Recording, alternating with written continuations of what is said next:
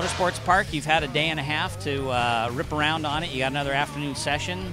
What are your impressions, your deep down core feelings as you approach the last session? I mean, the racetrack it's a nice little racetrack. It's a bit barbarish in the size and the type of corner, some of the corners and bits and pieces like that. It's a bit like Barber. And, you know, I mean, this is the first time we've been here. And, you know, from a safety standpoint, there's some work that these guys need to do. There's no doubt about it. Some gravel traps and, you know, move some Armco and things like that.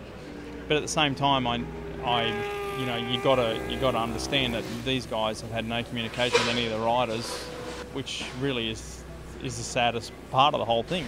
6 months ago, there should have been a couple of riders up here going through things, figuring things out for the AMA National. Was on the schedule, and so it gave the track some time to make some changes. So, but the communication there between tracks and the AMA and riders and everything is non-existent. So it makes it hard to get things done, you know. But these guys seem very accommodating, and I know a couple of the guys that are working here, and I've known them for quite a while, and I think they're good guys. And you know, I'm sure they'll make a few of the critical changes that need to be made before September, and then going into next year, I'm sure they'll make some more.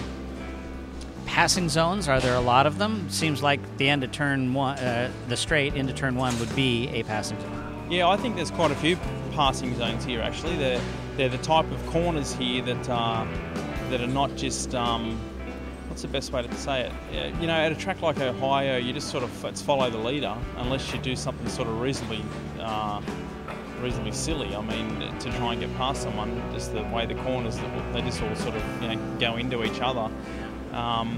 Here, there's a lot of corners that are fast, that you lean into, and you can really get set up to get a good drive out of and try and get up the inside of somebody before the next one. So I think passing here is going to be pretty good. I think it's quite a few areas.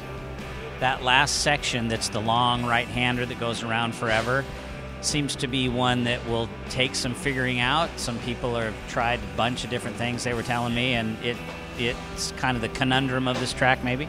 Yeah, I mean, that's a one hell of a long right-hand turn. I mean, you know,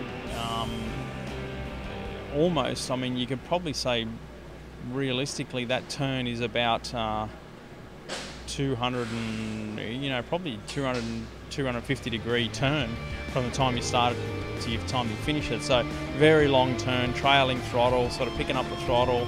If you miss your braking marker by a little bit in that turn, you get just a little bit too deep, you're on the side of the tyre the whole way, so it's very hard to make that up and get it pulled back in. And so yeah, definitely an interesting turn, but yeah, the track offers up some interesting stuff, you know. I mean, some slower turns, some slower right-hand turns, some faster right-hand, or I mean, you know, 90-degree turns, and also a couple of long ones like that. So, you know, I think it's a nice little layout. I think, as I said about Barber the first time we went there, it could have been put in the photocopier and they could have pushed the 125% button and just stretched it out. But you know, I guess for, you know, from what the future seems to be of 450cc single racing, it's probably going to feel pretty big. All right. Thanks, Matt. No worries, guys. Thanks.